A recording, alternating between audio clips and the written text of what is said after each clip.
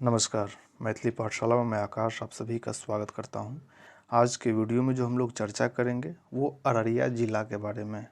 Video अगर आप लोगों को पसंद आता है तो वीडियो को लाइक, कमेंट और शेयर करना ना भूलें। तो आइए शुरू करते हैं। अररिया भारत गणराज्य के बिहार प्रांत में स्थित एक शहर एवं जिला है। अररिया जिला बिहार राज्य के 38 जिलों में से एक है और अररिया शहर इस ज़िले का प्रशासनिक मुख्यालय है। अररिया ज़िले पूर्णिया प्रमंडल का एक हिस्सा है। ज़िले में 2830 वर्ग किलोमीटर क्षेत्र का क्षेत्रफल है। यहाँ से पर्वत कंचनजंगा का दृश्य देखा जा सकता है। इस ज़िले में कुल 2 उपखंड है, अररिया और फारबिसगंज एवं 9 प्रखंड हैं। अररिया उपखंड में 6 प्रखंड अररिया, जोकीहाट, कुर्साकांटा, रानीगंज, सिकटी और पलासी एवं फारबिसगंज उपखंड में 3 प्रखंड है, फारबिसगंज, नरपतगंज और भड़गामा। इस ज़िले में 6 विधानसभा निर्वाचन क्षेत्र हैं, नरपतगंज, रानीगंज, फारबिसगंज, अररिया, जोकीहाट और सिकटी।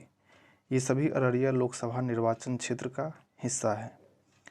ब्रिटिश काल के दौरान क्षेत्र जहां श्री फोवर्स का बंगला स्थित था उसे आवासीय क्षेत्र कहा जाता था, जो कि लोगों को आर एरिया में संक्षिप्त किया गया था। समय के साथ आर एरिया उच्चारण से अररिया जिला का नाम का अधिग्रहण हुआ। 1964 में तत्कालीन पूर्णिया जिला का वर्तमान समय में जिला का क्षेत्र अररिया उपखंड बन गया। अररिया जिला जनवरी 1990 में पूर्णिया प्रमंडल के तहत प्रशासनिक जिला बना। अररिया जिला में 2830 वर्ग किलोमीटर का क्षेत्रफल है। अररिया जिला की प्रमुख नदियां कोसी, सुवारा, काली, परमार और कोली है। अररिया जिला की अर्थव्यवस्था मुख्य रूप से कृषि पर निर्भर करती है। इस जिला का मुख्य कृषि उत्पादन धान, मक्का और जूट है। विश्व का सबसे ऊंची खड़गेश्वरी काली मंदिर अररिया में ही स्थित है। इस मंदिर का महान साधक श्री नानू बाबा हैं। जिला मुख्यालय से लगभग 40 किलोमीटर की दूरी पर स्थित सुंदरनाथ धाम सुंदरी मठ है, जहाँ की बिहार का सबसे ऊंचा शिवलिंग है। कहा जाता है कि महाभारत के समय जब पांडव अज्ञातवास के दौरान विराट राजा के दरबार में छिपकर रह रहे थे तो कुंती के साथ 5 पांडव यहीं पे शिवलिंग का पूजा करने आते थे। नेपाल की तराई से सटा हुआ यह जिला पहले पूर्णिया का हिस्सा था, जिसे 14 जनवरी 1990 में पूर्ण रूप से जिला बना दिया गया।